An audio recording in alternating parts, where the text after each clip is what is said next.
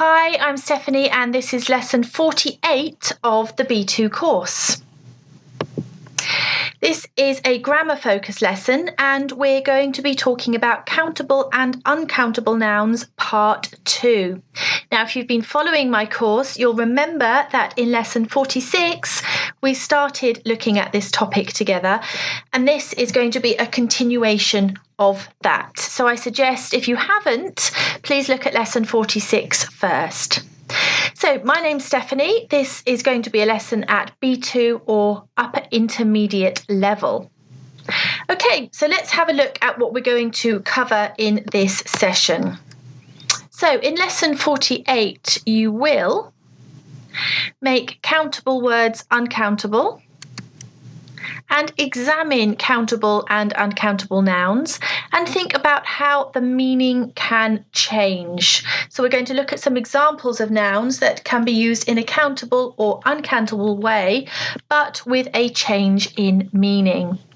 As always in my lessons, there's lots of opportunity to practice, and this is so important because that's the way you'll be able to understand if you have taken on board, if you have assimilated the new information. Let's start, and we're going to begin today with a slide looking at lots of different nouns, and I'm going to ask you to identify the 6 uncountable nouns in this list. So there'll be lots of different words, but there are only 6 uncountable nouns. Let's see if you can find them. So furniture, suggestion, hold all, traffic, room, advice, bike, dollar, idea, luggage, hotel, suitcase, chair, flat, money, van, bag, pound, notion, sofa, table, accommodation, car, and euro. So 6 of these are uncountable. I suggest you pause the slide and see if you can tell me which ones. Okay, have you got 6 nouns there? Well, let's check our answers together. So I've highlighted the 6 uncountable nouns in pink: traffic, furniture, money, advice, luggage, and accommodation. Now, hopefully, when you were looking at this list, you will have noticed that some of these words are connected to each other. So using the uncountable nouns, I want you to see if you can find 3 countable nouns that are connected to them. So we'll do the first one together, furniture. Can you find 3 words from this slide that are connected to furniture? So pause the slide if you want. See if you can find 3 nouns connected to furniture. So hopefully you've got sofa, chair, and table. These are all items of furniture. So what I'd like you to do is to pause the slide again and see if you can find 3 words connected to traffic, 3 words connected to advice, 3 words connected to luggage, 3 words connected to money, and 3 words connected to accommodation. Okay, have you managed to do that? Now, what did you notice about this relationship? Well, let's have a look at the next slide together and you'll see what I mean. So often specific items which are countable become uncountable when you consider them as a group. So in our example, furniture, the uncountable noun, is considered a group word. But the individual items inside are, of course, countable: chair, table, sofa. The same with traffic. Traffic is a group word, it's uncountable. But think about car, bike, van, a bus, lorry, truck. These are all countable items. For luggage, we have bag, suitcase, hold all. Money, which might be strange to think money is uncountable, but as a group it is. Of course, though, the specific items, pound, euro, dollar, whatever your currency is, would be considered countable. Advice, uncountable, but an idea, a suggestion, a notion. Accommodation, uncountable, but a room, a hotel, a flat, an apartment, these are all countable nouns. So what we're going to do is to practice this, I'm going to show you a slide with 6 sentences. And in each sentence you need to decide, is the noun countable? Is it considered a specific item, or is it uncountable because we're considering it as a group? Good luck. Let's try the next slide. Number 1. He asked her for an advice or advice. If you need to collect a luggage or luggage, please go to the baggage claim area. Number 3. She lives in a flat or flat in the old part of town. Number 4. I have a suggestion or suggestion to make. Number 5. I'm travelling light. I only have a hold all or hold all. Number 6.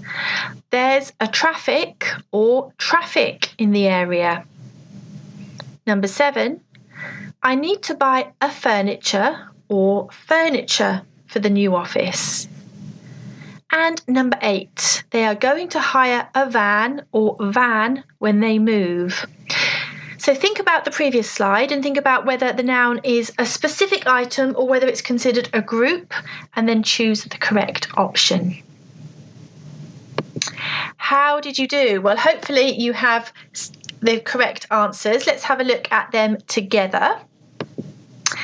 Number 1, he asked her for advice. If you need to collect luggage, please go to the baggage claim area. She lives in a flat in the old part of town. I have a suggestion to make. Number 5, I'm travelling light. I only have a hold all. Number 6, there's traffic in the area. Number 7, I need to buy furniture for the new office. And number 8, they are going to hire a van when they move.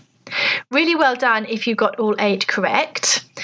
Just have a look at number 6. Maybe some of you might have been confused by the fact that it was a singular verb. There is traffic, but remember, uncountable nouns need a singular verb. So not there are traffic, but there is traffic.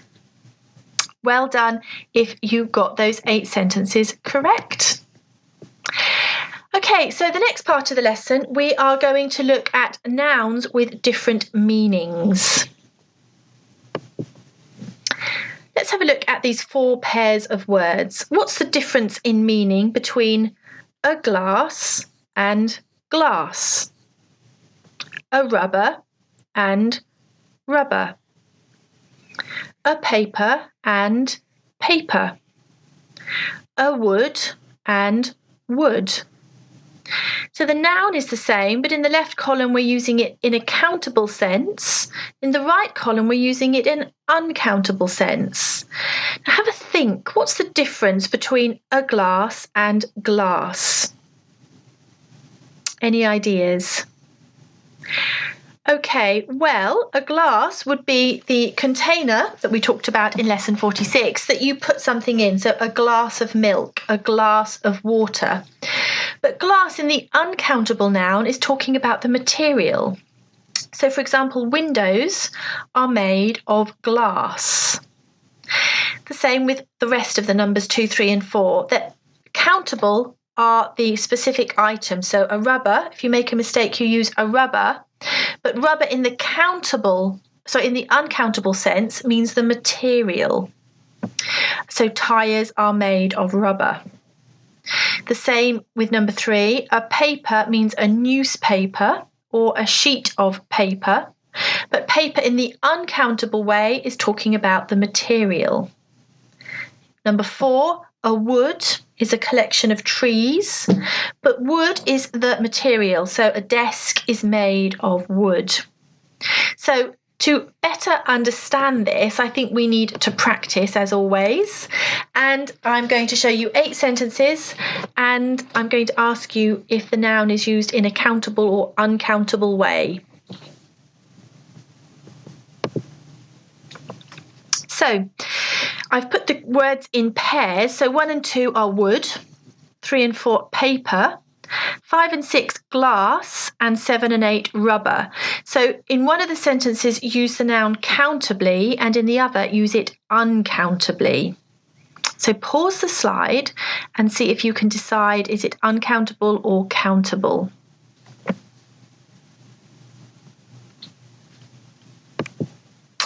Okay, and let's check our answers together. Number 1, there was a wood behind the house. My brother is a carpenter, so obviously he works with wood. Number 3, would you mind getting me a paper if you're going to the newsagents? Number 4, we need to restock the printer with paper. Number 5, can I have a glass of water, please? Number 6, windows are made of glass. Number 7, the student used a rubber to erase the mistake. Number 8, this ball is made of rubber, so it bounces. So hopefully that was quite straightforward. It just depends if the item is a material or not. If it's not a material, it's countable. But if we're talking about it as a material, then we use it in the uncountable way. Okay, good. Let's try another 4 words then. So let's consider the difference between a noise and noise, a coffee and coffee, a room and room, a time and time. So pause the slide and have a think for yourself. How do you understand the difference between a noise and noise? I think the best way to understand is to have a look at some examples. So we're going to have a look at 8 sentences again in pairs. So in each sentence, one of the times you will need to use the noun in a countable way and one in an uncountable way. So sentences 1 and 2 are using noise, 3 and 4 time, 5 and 6 coffee, and 7 and 8 room. So in each pair, one time use it countably, one time uncountably. Okay, pause the slide and have a go. Okay, how did you find that one? Hopefully the previous example gave you an idea. Let's check the answers together. Number 1, I think I hear a noise outside. Number 2, there's so much noise I can't concentrate. So when we use noise in a countable way, it's when we refer to a specific sound. But number 2, it's in a very general way. There's noise, I can't concentrate. But in sentence 1, I can hear a noise, a specific sound. Numbers 3 and 4, I can remember a time when you didn't have to wear a seatbelt. Number 4, I can't stop now, there isn't time. Again, a time in number 3 means a specific point, a specific period in history. Number 4, time is used in a general way. 5 and 6, I really don't like coffee. And can I get you a coffee? Again, number 5, you're using it in a general way, but in number 6, you specifically mean a cup of coffee. 7 and 8, I'm sorry, there just isn't room to store your bike here. and 8, there's a room available for £50 a night. And again, hopefully you've got the idea here. Number 7, room is used in a general way, but in number 8, a room, I mean a specific room, so I need to use an article. I need to use an indefinite article here. Really well done if you got those 8 sentences correct. Okay, so we're going to have a look now at some nouns that are usually used in an uncountable way, and lots of people make mistakes with these. You often see signs where people have incorrectly used these nouns in a countable way when they're not. So let's have a look at some common mistakes here. So the following nouns are usually uncountable: behaviour, luck, news, damage, weather, information, chaos, and progress. So these nouns are usually used in an uncountable way. What I'm going to do as your next challenge is show you 8 sentences using these nouns, and I'm asking you, are the sentences correct or incorrect? Be careful. So let's have a look together at the 8 sentences. Number 1, the news are always bad these days. Number 2, she doesn't have a luck with jobs. Number 3, the damages to the property were extensive. Number 4, your progress are not as much as they should be at this level. Number 5, your behaviours are unacceptable. Number 6, the weathers are forecast to be hot and sunny. Number 7, the informations were inaccurate. And number 8, there were chaos after the football match. So see if you can identify which of these sentences are incorrect. That's the first step. And the second step is I'd like you to see if you can make the incorrect sentences correct. So firstly, identify where you think the error is, and then see if you can change it so that the sentence is grammatically correct. So pause the slide because you need to think about this. Okay, so how many sentences did you identify that were incorrect?